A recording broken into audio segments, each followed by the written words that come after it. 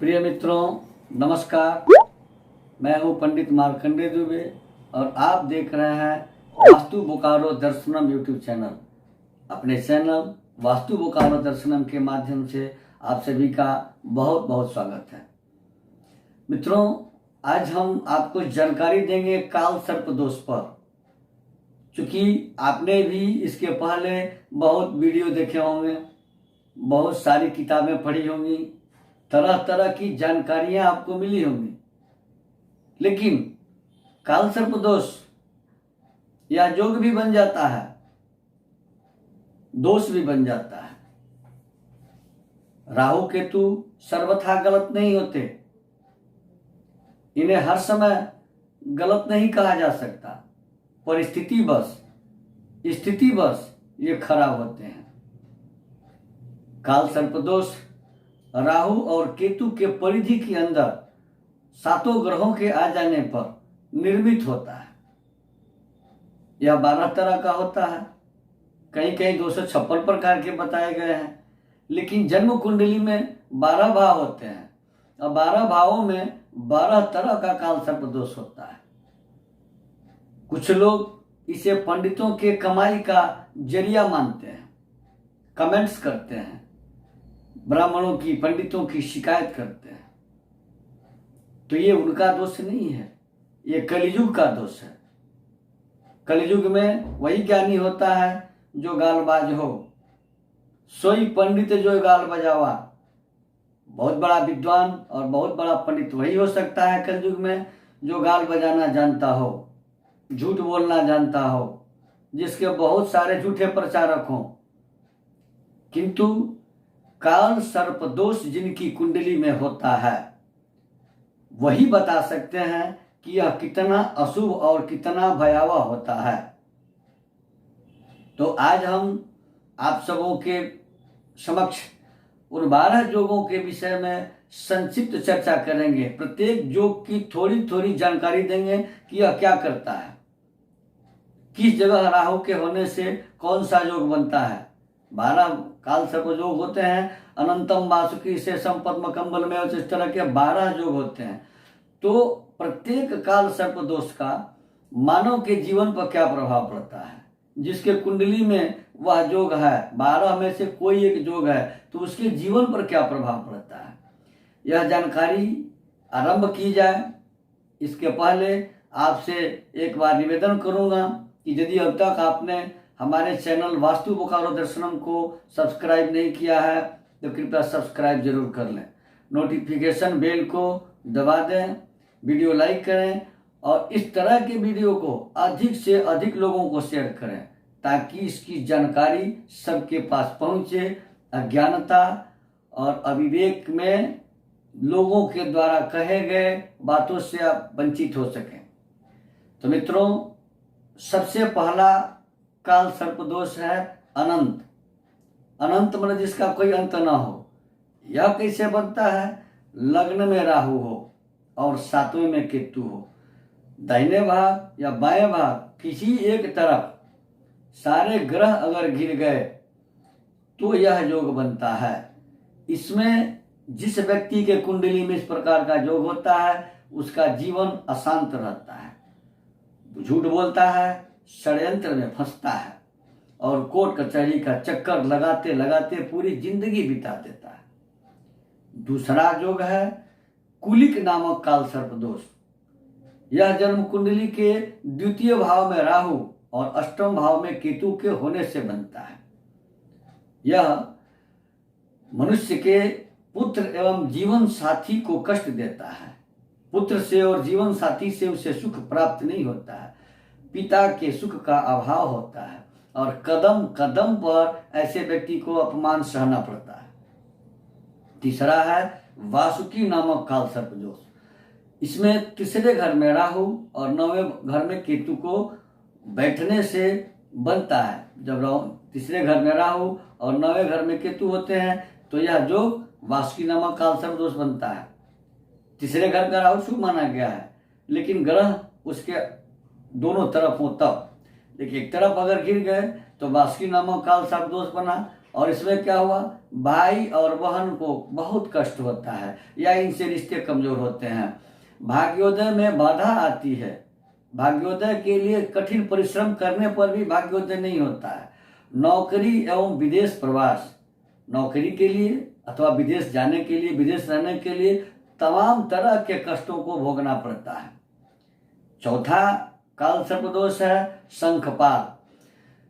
चौथे घर में राहु और 10वें घर में केतु के होने से यह योग बनता है। और पहले ही बता चुका हूं कि राहु और केतु के एक भाग में एक तरफ 7 ग्रह अगर हैं तो यह योग बनता है। इसमें पिता के सुख में कमी आती है, भाग्यहीनता होती है, अपमान सहना पड़ता है और नौकरी में निलंबन का सामना करना पड़ता है, निलंबन हो भी जाता है। 5वां काल सर्पदोष है पद्म नामक।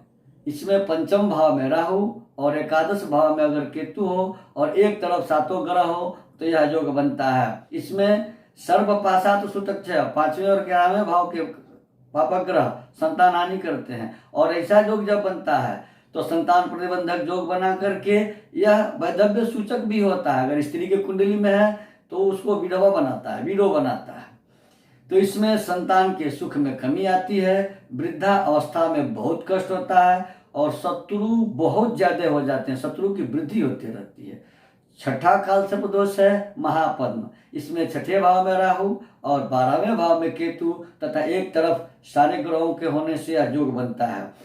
आय में कमी होती है, पत्नी का विरह यानी पत्नी से वियोग हो जाए या पत्नी रहते हुए भी जीवित न रहे, तथा चरित्र हनन होता है, चरित्रहीनता का दाग लगता है। 7वां काल सर्पदोष है तक्षक। तक्षक काल सर्पयोग 7वें घर में राहु और लग्न में केतु के बैठने पर एक तरफ सारे ग्रह हो जाने पर बनता है। इसमें पैतृक संपत्ति की हानि होती है, पत्नी के सुख में या वैवाहिक सुख में कमी आती है और जेल की यात्राएं होती हैं, अनेकों बार जेल जाना पड़ता है। 8वां काल सर्पदोष है कर्कोटक। इसमें 8म भाव में राहु और 2य भाव में केतु के होने और बाकी सारे ग्रहों के एक तरफ होने से कर्कोटक नामक काल सर्पदोष बनता है। इससे भाग्य में कमी, पैतृक संपत्ति में कमी, व्यापार की चिंताएं, भाग्य वृद्धि की चिंताएं और परेशानियां बनी रहती हैं। अनेक तरह के रोग होते रहते हैं, लगातार एक न एक रोग होते रहता है। 9वां काल सर्पदोष है शंखचूड़। इसमें 9म भाव में राहु और 3य भाव में केतु तथा शेष ग्रह एक तरफ होने से यह योग बनता है। इसमें स्वास्थ्य की खराबी तथा व्यापार में काफी उलटफेर होते रहता है, उतार चढ़ाव होते रहता है। 10वां काल सर्पदोष है घातक। यह 10म भाव में राहु और 4थे भाव में केतु के होने से बनता है। 10म में राहु, 4th में केतु और एक तरफ 7 ग्रह अगर हो गए तो घातक काल सर्पयोग बनता है। इसमें संतान के रोग से कष्ट प्राप्त होता है, संतान हमेशा रोगी रहता है, माता पिता का वियोग हो सकता है, या तो माता न रहे या पिता न रहे। 11वां काल सर्पदोष है विषधर। इसमें 11वें भाव में राहु और 5म भाव में केतु तथा शेष 7 ग्रह अगर एक तरफ हो गए तो विषधर नामक काल सर्पदोष बनता है। इसमें भाइयों से हमेशा विवाद होता है, घर से दूर रहने को विवश होना पड़ता है तथा हृदय रोग की शिकायत होती है और हृदय रोग से पीड़ा होती है। 12वां काल सर्पदोष है शेषनाग काल सर्पदोष। इसमें 12वें भाव में राहु और 6ठे भाव में केतु के होने पर शेष 7 ग्रह अगर एक तरफ हो तो यह योग बनता है। इसमें शत्रुओं से पीड़ा होती है, शारीरिक कष्ट होता है, नेत्र रोग की संभावनाएं बढ़ जाती हैं, नेत्र रोग होता भी है और न्यायालय का चक्कर आजीवन लगा रहता है। तो मित्रों, अगर काल सर्प दोष आपकी कुंडली में है तो इसकी शांति, काल सर्प दोष के शांति का सर्वोत्तम तिथि और समय श्रावण मास के शुक्ल पक्ष की पंचमी तिथि नाग पंचमी होती है। नाग पंचमी तिथि नागों के जन्म और मुक्ति का समय है। उस दिन इन्होंने राजा जनमेजय से प्रतिज्ञा की थी कि जो इस दिन पूजा करेगा उसे सर्पपाश का भय नहीं रहेगा। कहानी बहुत लंबी है, इसलिए मैंने संक्षिप्त में आप संकेत दे दिया। सर्प भगवान शिव के गले के हार होते हैं। सर्प जल में रहते हैं।